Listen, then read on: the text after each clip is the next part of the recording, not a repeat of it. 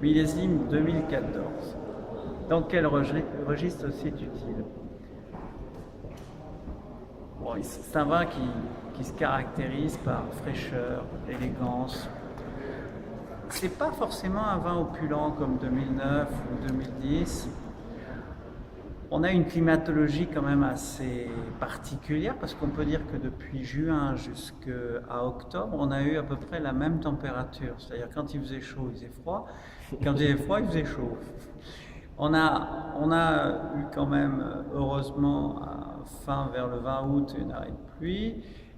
Ça avait traduit une grande hétérogénéité de floraison au début, au printemps, parce que c'est toujours pareil, l'hétérogénéité de floraison, et vous parleront tous les paysans, c'est toujours un problème parce que ça crée une hétérogénéité de maturité.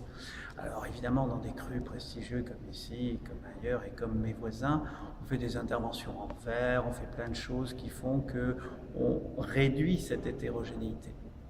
Les vendanges ont débuté vers le 15 septembre sur des merlots qui étaient, je dirais, un peu ronds, avec un peu sphériques. Ils avaient encore les dernières pluies en mémoire, avec un taux d'anthocyane qui n'était pas forcément le plus gros taux d'anthocyane qu'on ait connu jusque-là, mais qui était tout à fait intéressant par la fraîcheur. Par contre, on a joué énormément sur le côté tampon des argiles, parce que les sols, dans ces cas-là, jouent un rôle pour tamponner, et donc on n'a pas de problème d'excès d'eau. Les cabernets ont été attendus lentement, et au gré de la maturité, on a fait des cabernets extrêmement élégants, extrêmement fins, très subtils.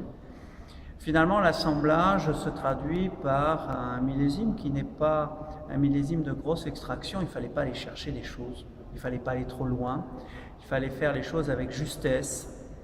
Et finalement, on fait des vins qui sont très fruités, très cerisés, qui sont extrêmement droits. J'adore ce genre de millésime qui vieillira magnifiquement bien, qu'on pourrait qualifier de classique. Voilà. On est dans un millésime classique. À quel millésime finalement? Écoute, moi, ça me rappelle un peu 2001, un peu dans le style, un peu 2011 aussi dans le style. C'est des millésimes qu'on a un peu oubliés par rapport à des grands millésimes et qui nous, maintenant, quand on les boit, on a un plaisir infini de boire finalement ces oasis de fraîcheur qu'on aime retrouver dans ces grands millésimes. Voilà. Donc c'est un millésime particulier, mais que je dirais un petit peu classique, très droit. Si on devait lui donner une forme, il n'est pas sphérique, il est plutôt linéaire.